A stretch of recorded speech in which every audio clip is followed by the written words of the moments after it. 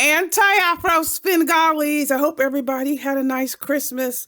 And again, happy holidays to everyone. I wanted to make sure I came on here because there's something that I've been wanting to share with you that I think it is fitting, it's appropriate, it's relevant as to the situation with anti-fraud warriors, with me, with Rev G, with the people who support us, friends, well-wishers, innocent bystanders. I wanted to talk about the element of fault. There are some subjects out there who are always looking for fault. Doesn't matter what happens. Even if they're engaging in something, it is going to be your fault. In other words, our fault, AFW. So this is the sentiment that some of these subjects are continuing to revisit. And before I go on and talk more about that, I wanted to show you an example of how mysteriously, when you offer goodwill, people want to blame you for things that go wrong, even if you don't even know what went wrong. I mean, they'll come for your damn life. You have people complaining that people are threatening their lives, but they stood by and said nothing while others were doing the same thing to people they're targeting. Probably want you gone. I did a video that says they want us dead. Remember that video? I had to find it. It's there in the library or in the video log. They really do want you dead. But let me show you this illustration. I posted it on the community wall. It doesn't matter how far back an incident occurred. There are subjects out there so desperate to blame me and anti-fraud warriors and Rev G and friends and supporters for any and everything that happens. They'll find a way to loop it in. But let me let you hear this brief illustration that happened back in 1972. Yes, 1972. Trust you me, they're going to find a way to blame us. But the theme of what you're going to hear is incredibly astonishing, just the relevance of here and now. So stay tuned and I will return. We are gathered here this afternoon to celebrate beauty and cleanliness. We were giving awards, and suddenly there was a man with a dark suit and had a bolo right inside his sleeve.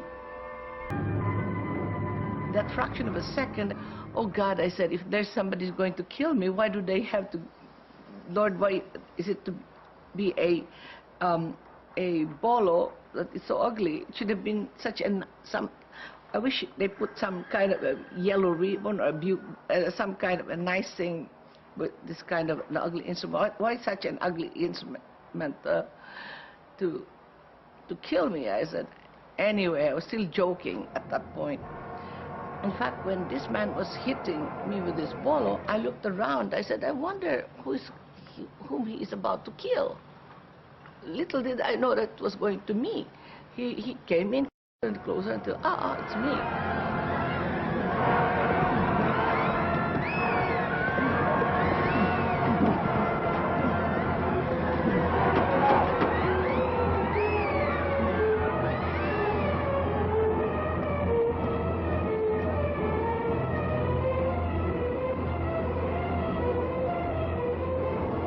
I did not feel any pain yet, and that I had all these 11 cuts. Eventually, this one here, and all of this was cut off, dangling.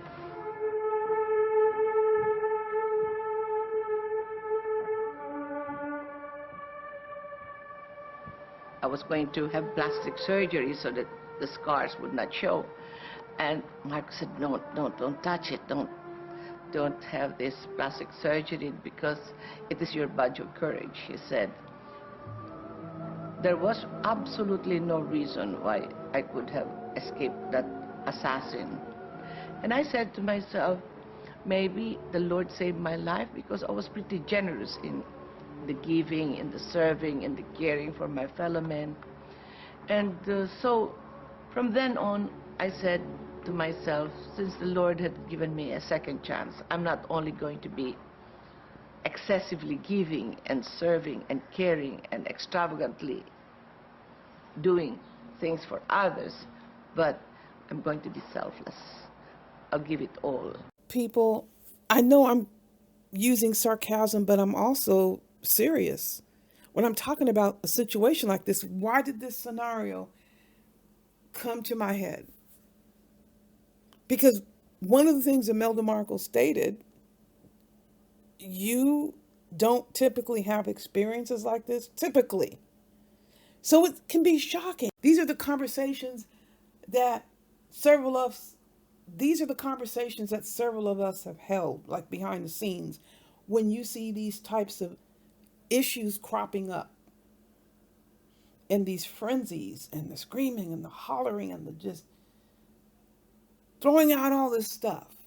People start to wonder who exactly is the target. Several people are saying, little did I know, like Imelda Marcos, he's gonna try to kill me. Yeah, he had the bolo, he was slashing away at her, but was she really the target? This is a person who was giving an award to this man, one of several people. Her husband possibly was the target. They were never able to interview him because they had to kill him right there on the spot. I mean, you got a bolo / machete. There's nothing else you can do. He was just going wild. You saw it yourself. We've seen that here in these YouTube streets. People targeting loved ones of people that they say for whatever reason, they harbor such seemingly hatred. I would call it pseudo hatred. Because how is it possible to really hate someone who hasn't done anything to you just because they represent something? I've always stated, hearing some of these subjects talk when they're in rage mode, it's as if they're not even addressing the person that they're identifying here in these YouTube streets. How can it be actually that person? It seems to be so much going into it that the person that they're targeting is clueless. This is why their anger becomes confusing, because it's off kilter. This is something that's pent up based on lots of things that we may or may not know. But know this: when you see signs of people not treating you well, it's very important that you act as quickly as you can to exit the situation. If a person is, listen to this, if a person claims that they support you and they have an issue with you, and you've spoken to them before, you know these individuals or the individual, and you've always had discussions behind the scenes if there's like a disagreement or you want to clarify something, it's a bad sign when they don't come to you, but they come here onto YouTube and start seemingly trying to bash you and character hijack you and assign blame to you for essentially any and everything that's going, quote, wrong in their space. Or they're not satisfied with something, or they want something more than what they have, and they see you in their way, or they don't like the fact that people are focusing on you. Rather, it could be 1,000,001 reasons. But the targets of their angst, the public target, the demonstrative target, cannot possibly be the actual target. It's impossible. You don't know the person that you're trying to attack. And even if you have spoken to them, if these subjects are really honest with themselves, they will have to admit that their target didn't do anything to them. There are people that you may know of. You don't particularly care for their style. Let me give you an example. The rap industry, I'll say specific types of rap that are very specific in denigrating black women or women overall, but they're very specific about denigrating black women. You know, those singers, I don't like their music. I wouldn't purchase their music, but I don't have a negative feeling about them. I'm just not going to buy their music. Now, there is one exception, Drake, when he jumped up and started talking all crazy about Megan Thee Stallion and got these record producers to get a song out about him doubting her. Yes, you have free speech. This is just garbage. Now, that made me think, oh no, that's somebody I'll never warm up to. You just jumped up and started attacking a person to the point where you put a song out on a person questioning their version of events. They were shot. And to me, that's pretty evil. That is pretty calculating. That's pretty evil.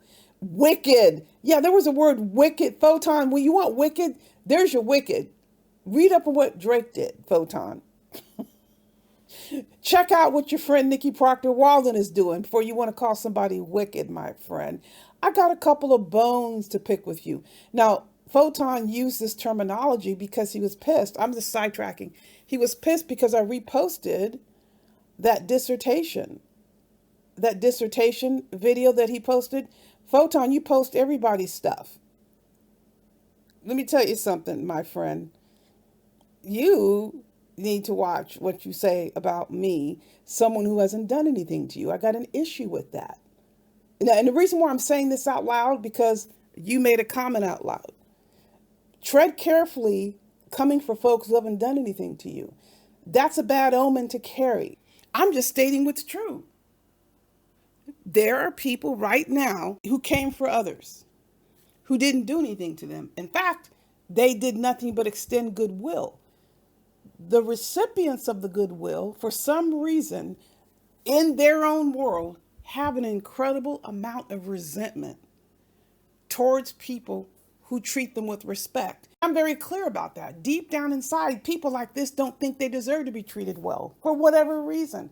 So the more respectful, the more generous, the more supportive you are of this type of situation with these individuals, the worse they're going to treat you. So when you see the signs of people not respecting you, you need to get away from them.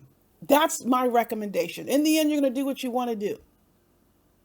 But this, to me, it's not tolerable to support a person and they do nothing but shit on you. And you try to help them more and then they shit on you more. You need to get out of there. There are people who end up killing people. They welcome them into their home, give them the moon and the stars, and they become so resentful, not believing they deserve it. And my God, why didn't I have this my entire life? They don't trust it in the end. So they cannot tolerate the fact that there is actually people out there who have goodwill. They become so resentful to you because they can never be like you are, and they end up trying to destroy you if you let them. You need to get away. And then most of all, don't let these people come for you. Don't let people come for you for no freaking reason. They know they don't have a reason. So that's when you exercise every legal right under the sun to protect yourselves. And if it has to be physical protection, you have a right to self-defense. But you don't have to allow people to just treat you any kind of way.